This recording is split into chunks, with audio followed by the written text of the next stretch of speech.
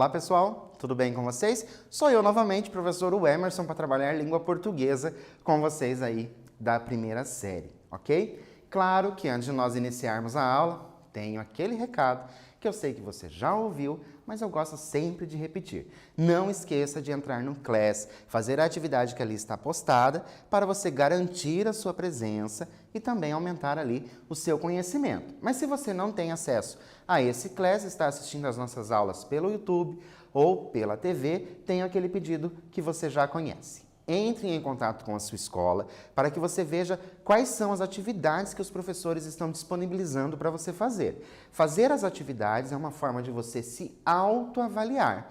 E nós agora estamos aí na reta final do ano, já estamos no terceiro trimestre, então é bem interessante que você realmente faça essas atividades para aumentar ali o seu conhecimento, porque afinal o ano ainda não terminou e ele também não está perdido, ok? Dado o recado, vamos aos nossos objetivos.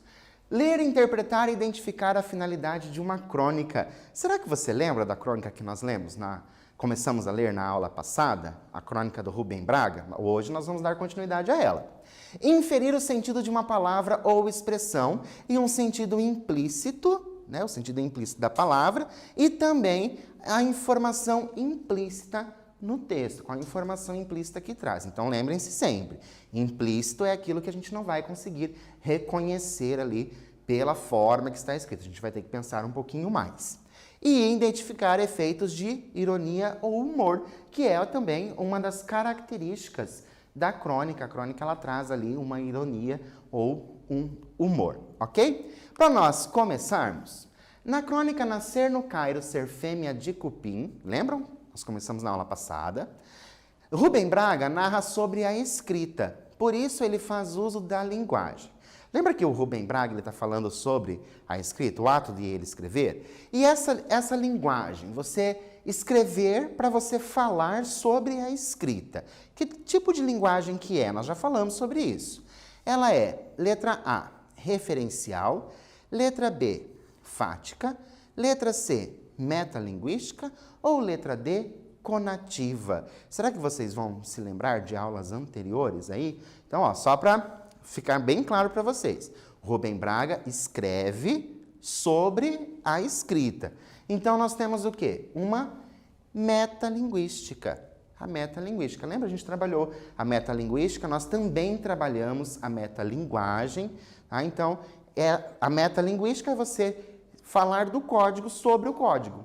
Então, como ele está escrevendo sobre a escrita, é por isso que nós temos uma metalinguística. Entre parênteses, eu trouxe para vocês o que lembra, só uma palavra para vocês lembrarem sobre essas linguagens. Então, ó, a linguagem referencial, ela é a linguagem denotativa. E lembram? De dicionário, certo? É o sentido real da palavra.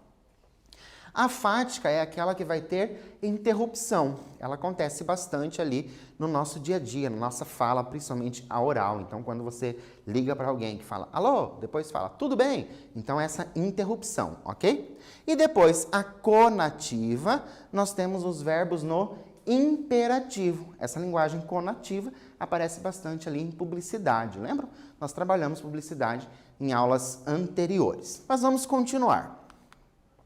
Só para a gente relembrar, o Rubem Braga foi um jornalista e cronista brasileiro e considerado por alguns estudiosos como o mais importante escritor do gênero. Que gênero, professor? O gênero crônica, ok? Braga trouxe para seus textos uma visão poética e romântica do cotidiano. Vou dizer a mesma coisa que eu disse na aula anterior. A crônica, uma das características da crônica, é que se escreve sobre algo comum, algo do cotidiano, certo? Mas o Rubem Braga fez o quê? Ele traz ali uma visão poética e romântica sobre esse cotidiano. Claro que para a gente continuar a leitura, eu vou precisar lembrar daquilo que já foi lido, ok? Então, relembre o fragmento da crônica Nascer no Cairo, Ser Fêmea de Cupim, lido na aula anterior, e faça uma síntese da narrativa. Será que você lembra daquilo que nós conversamos na aula anterior da crônica, que nós lemos, a gente conversou bastante sobre aquilo? Faça aí uma síntese do que nós falamos e eu já volto.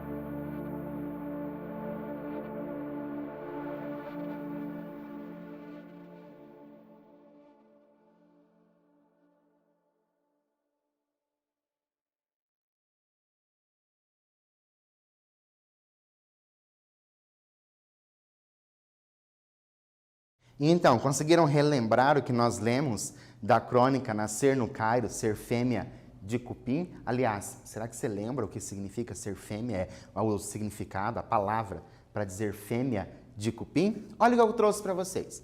O autor faz uma conversa, lembra que a gente trabalhou essa interação entre o locutor e o interlocutor? Então, o autor faz uma conversa com o leitor sobre a escrita e traz alguns questionamentos a respeito de alguns vernáculos pouco utilizados no cotidiano. Então, vernáculos são as palavras. Então, essa é a parte principal ali. Sintetizando, foi isso que nós lemos. O autor faz essa conversa e ele vai mostrando ali alguns questionamentos sobre algumas palavras, da real necessidade de se conhecer algumas palavras para o dia a dia. E vamos continuar. Alguém já me escreveu também que eu sou um escoteiro ao contrário. Cada dia você parece que tem de praticar a sua má ação contra a língua, mas acho que isso é exagero. Vocês lembram que na aula anterior ele falava que tinha recebido a carta, o telegrama de um leitor dizendo que tinha ficado impressionado, que o autor não tinha errado em nenhuma palavra? E agora ele continua falando sobre isso, ó, que alguém já escreveu que ele é um escoteiro ao contrário. Nossa atividade é ler a opinião do leitor, desse último leitor. Cada dia você parece que tem de praticar a sua má ação contra a língua. E agora? De acordo com o texto lido, explique o que seria a má ação contra a língua. Então agora você vai ter que lembrar da aula anterior, lembrar ali da síntese, para que você consiga explicar o que seria essa má ação contra a língua. Eu vou dar um tempo para você fazer isso aí no seu caderno e eu já volto.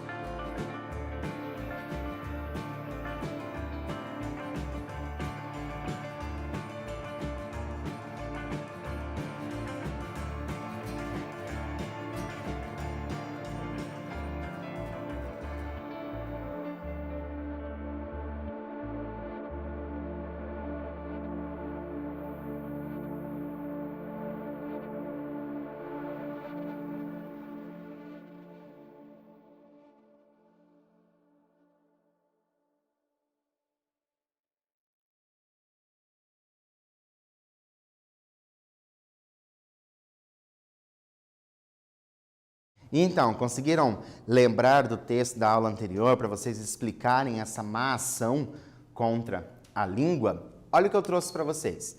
De acordo com o texto, a má ação está relacionada a cometer erros, eu até coloquei esse erros entre aspas, com relação à norma padrão da língua, ou seja, a utilização de uma linguagem mais relacionada com o cotidiano. Então, quando ele diz, né?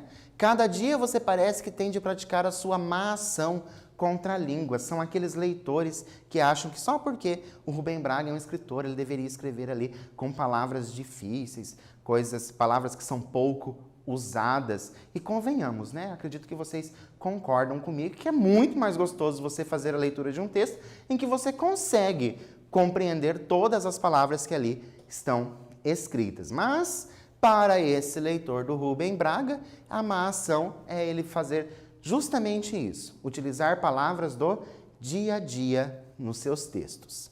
Continuando, como também é exagero saber o que quer dizer escardinchar. Lembram que nós falamos dessa palavra na aula anterior? Já estou mais perto dos 50 que dos 40. Vivo de meu trabalho, quase sempre honrado, gozo de boa saúde e estou até gordo demais, pensando em meter um regime no organismo. E nunca soube o que fosse escardinchar. Espero que nunca na minha vida tenha escardinchado ninguém. Se o fiz, mereço desculpas, pois nunca tive essa intenção. E agora? O que a idade do escritor contribui para a compreensão do trecho? Então, a atividade de vocês, fazer a leitura deste trecho e perceber ali o que essa idade contribui para a gente compreender esse texto, ok? Vou dar um tempo para você fazer isso e eu já volto.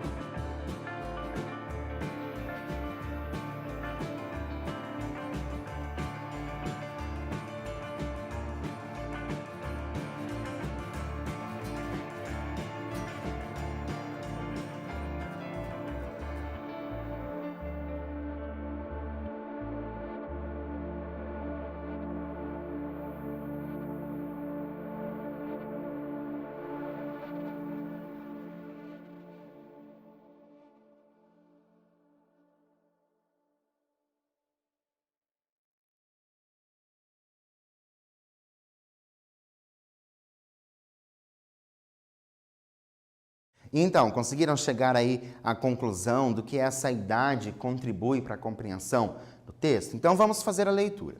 Já estou mais perto dos 50 que dos 40. Vivo de meu trabalho quase sempre honrado, gozo de boa saúde e estou até gordo demais, pensando em meter um regime no organismo. E nunca soube o que fosse escardinchar. E se você não lembra da aula anterior, tá? Escardinchar significa ali zombar, certo? De alguém. Então, o que é essa idade quando ele coloca lá?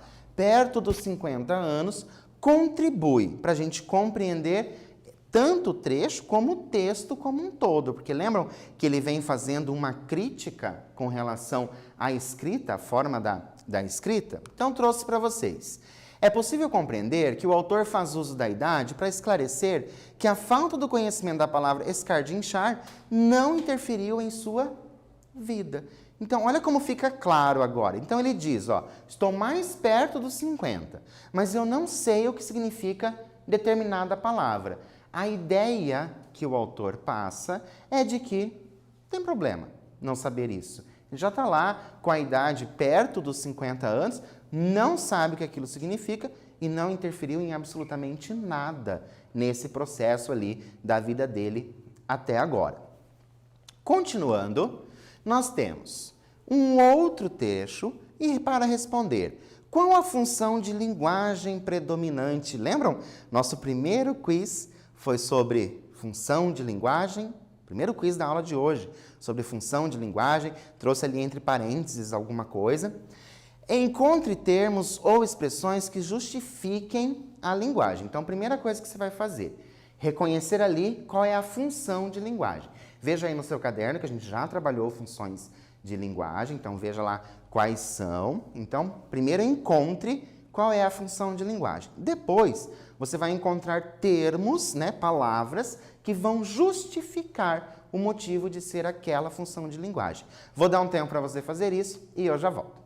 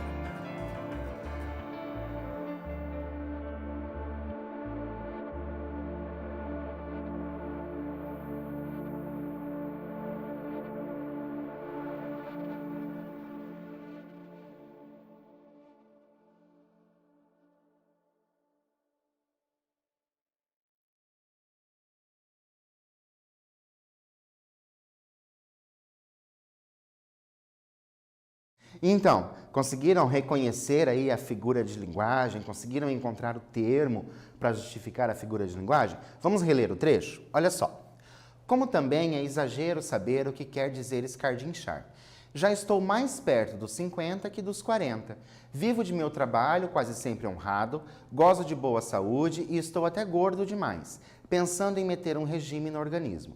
E nunca soube o que fosse escardinchar. Espero que nunca na minha vida tenha escardinchado ninguém. Se o fiz, mereço desculpas, pois nunca tive esta intenção. Então, trouxe para vocês, que a linguagem predominante é a linguagem emotiva. Mas por que é a linguagem emotiva?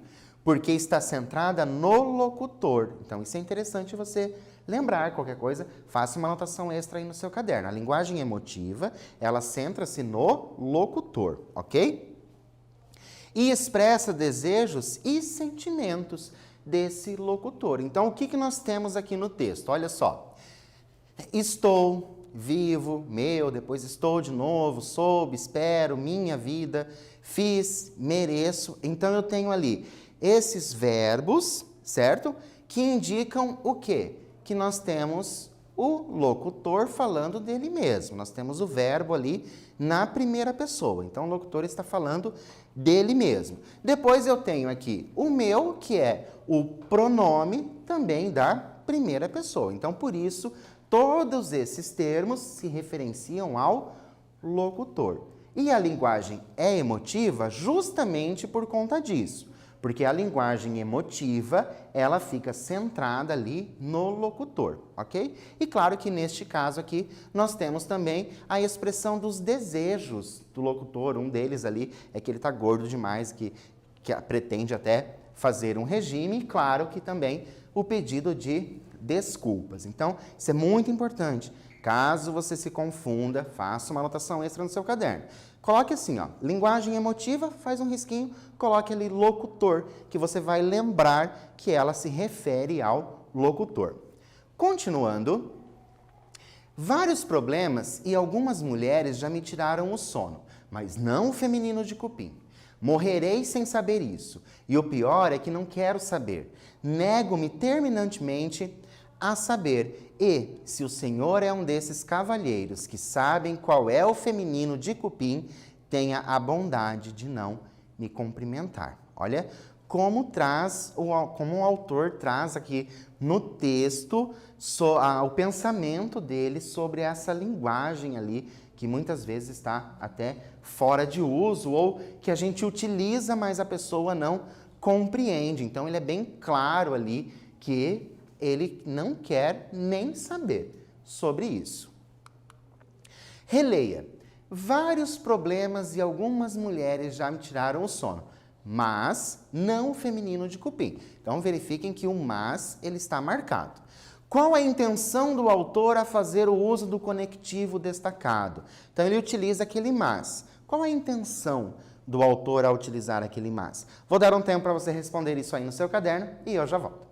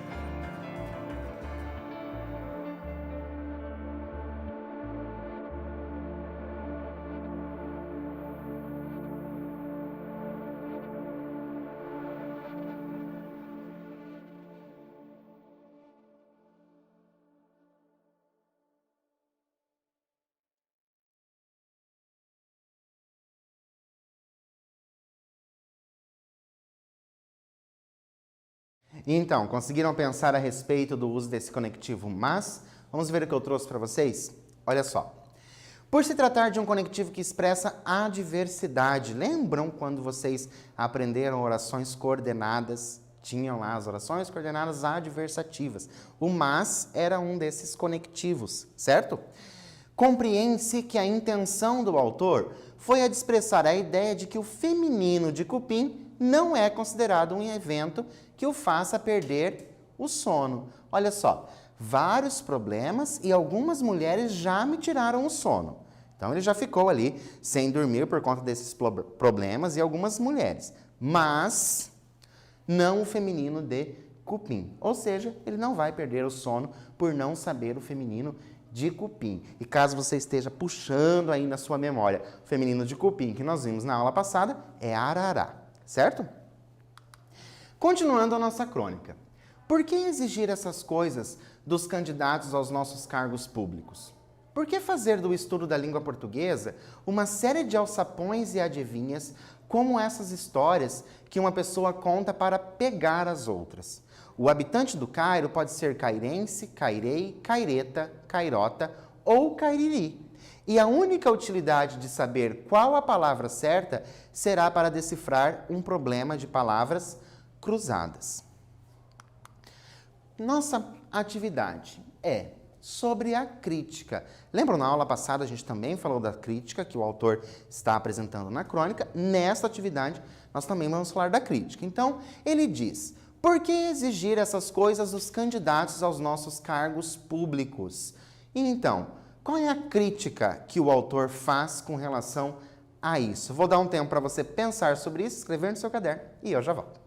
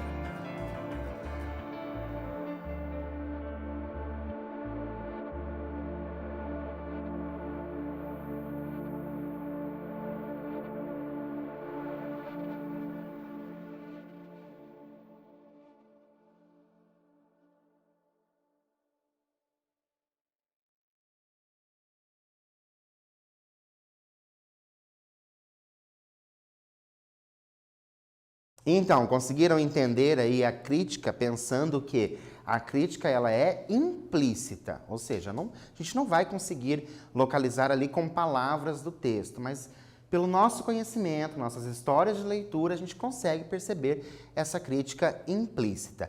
Então ele traz no texto: por que exigir essas coisas dos candidatos aos nossos cargos públicos? Então, que coisas exigir? De que coisas que ele está falando? Ele está falando ali daquelas palavras que não são usadas, né? O feminino de cupim, por exemplo. Ou ali o antônimo de póstumo, lembram que tinha lá no início do texto? Então ele está comentando sobre isso. Trouxe para vocês o seguinte, que é possível compreender que o autor faz uma crítica à metodologia das avaliações de língua portuguesa para o acesso, por meio de concurso público, aos cargos públicos. Então, olha só como o autor traz. Ele traz a seguinte questão: por que exigir essas coisas? Se o autor trouxe durante todo o texto dele até agora que tudo isso, lembra que ainda ele está lá perto dos 50, que tudo isso não fez diferença, por que exigir ali dos concursos públicos? Então, a crítica dele é realmente com relação à avaliação, à prova em si do concurso público, porque para ele não faz diferença. Isso não vai interferir, por exemplo, no trabalho ali do servidor, ok? Mas nós vamos continuar a leitura. Vocês não acham que nossos funcionários públicos já gastam uma parte excessiva do expediente matando palavras cruzadas da última hora ou lendo o horóscopo e as histórias em quadrinhos de O Globo? Lembrando que aqui ele utiliza as aspas no última hora e depois o Globo, porque se trata de jornal, ok? No fundo, o que esse tipo de gramático deseja é tornar a língua portuguesa odiosa, não alguma coisa através da qual as pessoas se entendam, mas um instrumento de suplício e de opressão que ele, gramático, aplica sobre nós, os ignaros.